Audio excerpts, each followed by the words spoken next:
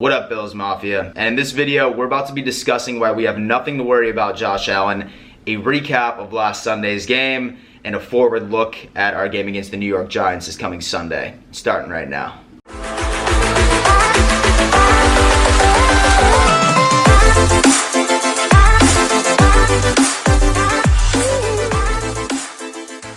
So before we even get started into this analysis, this past Sunday, if you said the following four statements: Josh Allen sucks, put in Barkley, fire McDermott, or we got lucky, I want you to kindly drive home, lube up your asshole, and go f*** yourself. Now that that's out of the way,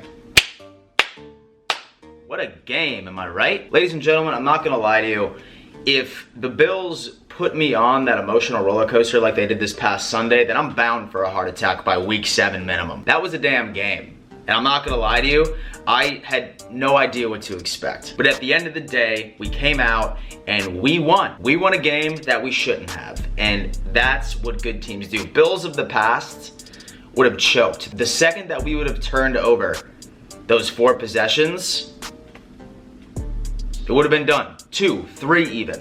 But this is a different team, and they demonstrated that wholeheartedly 110%. Let's just look into it. Starting off, Josh Allen came out gunslinging.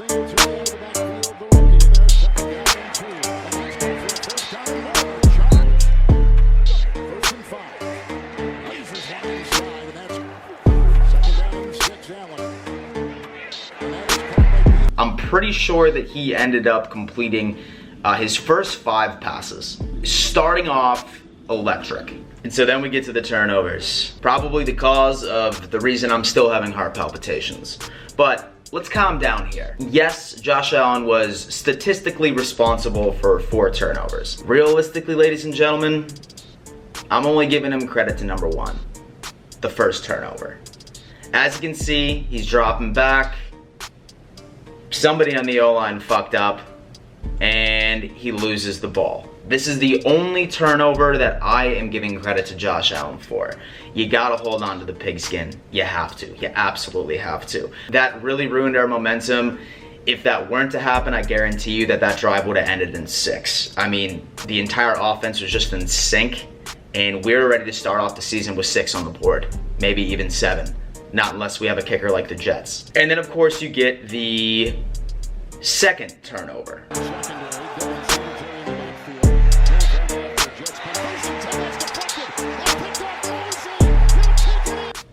In my opinion, not Josh Allen's fault at all. You're Cole Beasley. And all of a sudden, you see Josh Allen cock back and whip a 75-mile-an-hour spiral going right for your balls. Right then and there, Beasley just goes into defense mode.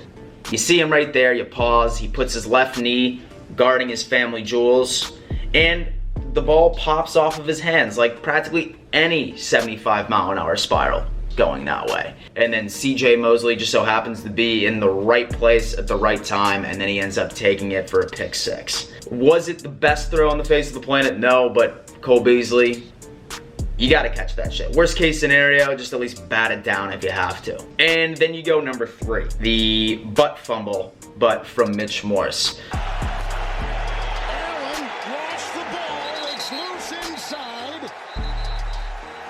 Looking at the tape, it looked like that Josh didn't even get his hands on it. It was simply a miscommunication on both of their sides of the ball, and then that ended up giving us our 3 turnovers of the game. That was rough, but once again, not Josh Allen's fault at all. And then the 4th and final turnover, which happens in football all the damn time, people.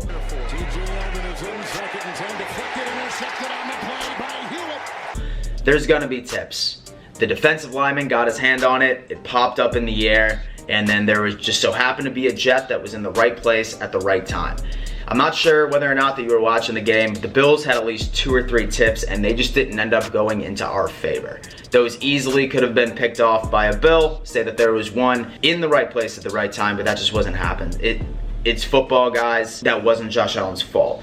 There was 2 terrible throws that could have been interceptions, and then I would have been sitting here all day just completely trashing him on his accuracy. But luckily, the Jets are just not a disciplined team, and those ended up coming back in our favor. So nobody's gonna remember those. So then the second half gets here, and it doesn't start off the brightest. We give up a safety.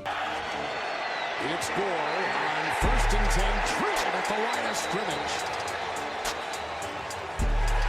They call a safety. And then we let Le'Veon Bell go into the end zone.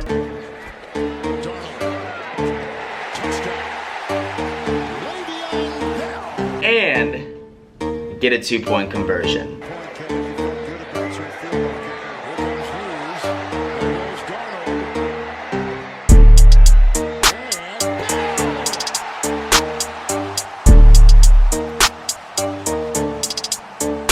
Ladies and gentlemen, I'm sitting here at the bar. I'm about 9 Labatt Blues deep, hammered, pissed off. We're down 16-0. Great.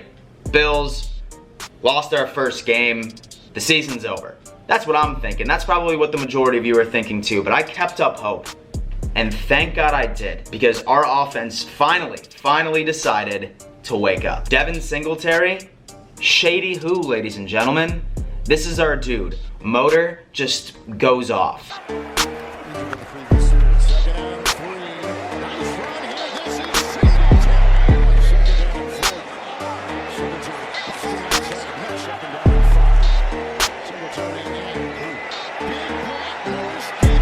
It seemed like whenever he touched the ball, 10+ yard gain. This was clearly a fantastic pickup. John Brown, how can I not mention this dude? This guy's legitimately catching whatever ball Allen is throwing his way. This guy, it was great. Like, I mean, I'm pretty sure he put up 150 yards.